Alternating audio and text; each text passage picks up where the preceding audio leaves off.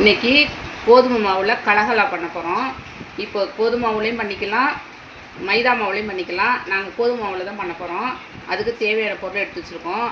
1 cup கோதுமை மாவு, 1/2 cup சர்க்கரை, 4 ஏலக்காய், கொஞ்சம் சோடா உப்பு, கொஞ்சம் சால்ட்டு எடுத்து வச்சுருக்குறோம். இப்போ போயிட்டு இதை சர்க்கரையை போய் அரைச்சிட்டு வந்துடலாம். சர்க்கரையவும் ஏலக்காயும் ஒன்றா போட்டு அரைச்சிட்டு வந்துடலாம். இப்போ கலகலா செய்கிறதுக்கு 1 கப்பு கோதுமை மாவு எடுத்துக்கிட்டோம். இப்போ 1/2 கப்பு சர்க்கரை அரைச்சிட்டு 1/2 கப்பு சர்க்கரையும் ஏலக்காயும் நல்லா பொடி பண்ணிக்கிட்டு வந்தாச்சு. அதையும் கொட்டிக்கலாம். இப்போ இதை மிக்ஸ் பண்ணிக்கலாம். இப்போ கோதுமை மாவு, சர்க்கரை அரைச்சிட்டு வந்தது, ஏலக்காய் பவுட்ரு எல்லாத்தையும் ஒன்றா மிக்ஸ் பண்ணியாச்சு. இப்போ தேவையான சோடா உப்பு கொஞ்சம் போடுறோம், சோடா மாவு. இப்போ தேவையான சால்ட் உப்பு. இப்போ அதையும் நல்லா மிக்ஸ் பண்ணிக்கலாம். இப்போ மிக்ஸ் பண்ணியாச்சு. இப்போ தண்ணியை தொளிச்சு தான் பிணையணும். சப்பாத்தி மாவு பதத்துக்கு பிணையணும். அதனால் தொளிச்சு பிசைஞ்சுக்கணும். ரொம்ப தண்ணி ஊற்றிடக்கூடாது. இப்படி தொளிச்சு தான் மாவு பிசையணும்.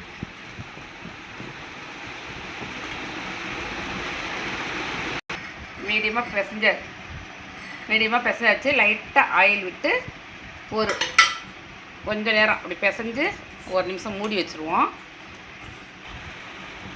இப்போ மாவு பிசைஞ்சாச்சு பாருங்கள், நல்லா ஸ்மூத்தாக சப்பாத்தி மாவுக்கு பிசைஞ்சு.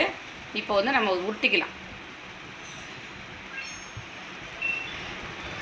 இப்போ நல்லா எவ்வளோ அகலமாக தேய்க்க முடியுமோ அவ்வளோக்கு தேய்ச்சிக்கலாம். உங்களுக்கு தேவையான கணத்துக்கு இது கலகலாவுக்கு எப்படி மாடல் வேணுமோ நீங்கள் கட் பண்ணி எடுத்துக்கலாம். இப்போ நாங்கள் கட் பண்ணுறோம். இப்போ பிஸ்கட் மாதிரியும் கட் பண்ணிக்கலாம், இந்த சைஸ்லேயும் கட் பண்ணிக்கலாம். நாங்கள் இது மாதிரி கட் பண்ணி எடுத்துக்கிறோம்.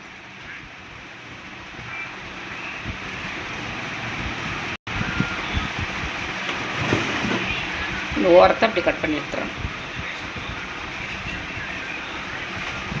இப்போ இந்தளவுக்கு போட்டால் போதும். கோதுமை மாவு, சர்க்கரை, ஏலக்காய் எல்லாம் மாவுலாம் பிசைஞ்சு வச்சாச்சு. பிசைஞ்சு இப்போ கட் பண்ணி வச்சுக்கிறோம். இப்போ எண்ணெயில் போய் பொரிச்சிட்டு வந்துடலாம். காஞ்சிருச்சு. இப்போ கலகலா போட்டுடலாமா? இது ரொம்ப சூடாகக்கூடாது, மெதுவான சூட்டில் தான் போட்டு எடுக்கணும். இப்படி தனித்தனியாக ஒன்று ஒன்றா போட்டு எடுக்கணும்.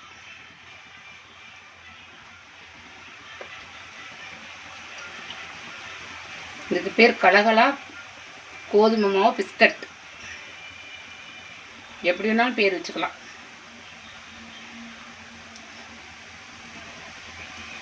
இது மைதா மாவுலேயும் செய்யலாம், கோதுமை மாவுலேயும் செய்யலாம். கோதுமை மாவு உடம்புக்கு நல்லது, குழந்தைங்களுக்கும் ஹெல்த்தியானது. அதனால தான் மைதா மாவில் செய்யாமல் நம்ம கோதுமை மாவில் செய்யணும். பாருங்கள், லைட்டாக கலர் பிஸ்கட் கலருக்கு வந்துருச்சு. இன்னுமே கொஞ்சம் கலர் மாறும், கொஞ்சம் வேகட்டும். நல்லா வெந்துருச்சு பாருங்களேன், அழகாக கலர் மாறிடுச்சு. நாங்கள்லாம் சின்ன பிள்ளைய இருக்கையில் இதுக்கு பேர் ஆட்டுக்கால்னு சொல்லுவாங்க. ஏன்னா இப்போ அந்த கால் விரிஞ்சிருக்கு. இந்த இது பிஸ்கட்டில் இப்படி 2 கால் மாதிரி தெரியுது பாருங்களேன். அதனால் நாங்கள் சின்ன பிள்ளைய இருக்கையில் பேர் அப்போ அந்த பேர் தான் ஆட்டுக்கால்னு சொல்லுவோம். இப்போ உள்ள பேர் தான் இப்போ கலகலா பிஸ்கட்டு, கோதுமை மாவு பிஸ்கட்டுன்றாங்க, கலகலான்றாங்க, நிறைய நேம் வைக்கிறாங்க. நாங்கள்லாம் சின்ன பிள்ளைய இருக்கையில் இதுக்கு ஆட்டுக்கால்னு தான் சொல்லுவாங்க இந்த பேர். இது பெட்டிக்கடையிலலாம் விற்கும். அப்போல்லாம் வாங்கி நாங்கள் சாப்பிடுவோம். சூப்பராக இருக்கும். ஆனால்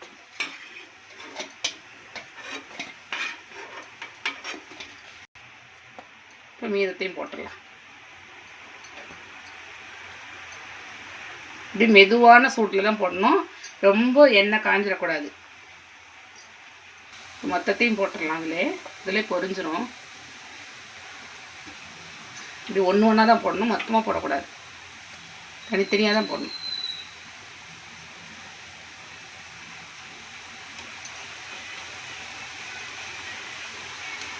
கேப் இருக்கிற இடத்துலாம் போட்டு விட்டுறணும்.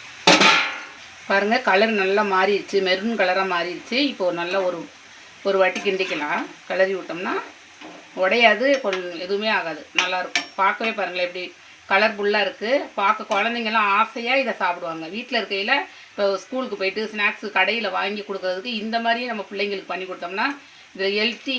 2வது எந்த கலப்படமும் இல்லை இதில். அதனால் நம்ம வீட்டில் தான் பிள்ளைங்களுக்கு, குழந்தைங்களுக்கு இந்த மாதிரி செஞ்சு கொடுங்க. நீங்களும் ட்ரை பண்ணி பாருங்கள்.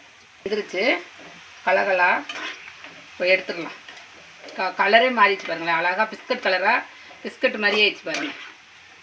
சூப்பராக இருக்குது, பார்க்கவே சூப்பராக இருக்கும். வாசனையாகவும் இருக்குது. இந்த ஏலக்காய் வாசனை, அந்த கோதுமை மாவு வாசனையாக கலக்கலை ரெடி ஆயிடுச்சு பாருங்களேன். கலக்கலன்னு ஆயிடுச்சு. இந்த சவுண்டு கேட்குது பாருங்கள். நல்லா வாயில் போட்டால் நல்லா மொறுன்னு இருக்கும். இது பிஸ்கட் மாதிரி ஆயிடுச்சு. கலரும் பாருங்கள் லுக்காக இருக்குது. குழந்தைங்க நல்லா விரும்பி சாப்பிடுவாங்க. நீங்கள் இது மாதிரி ட்ரை பண்ணி பாருங்கள். பிடிச்சிருந்தா லைக் பண்ணுங்கள், ஷேர் பண்ணுங்கள். இது எப்படி இருக்குன்னு செஞ்சு பார்த்து சாப்பிட்டுட்டு கமெண்ட் பண்ணுங்கள்.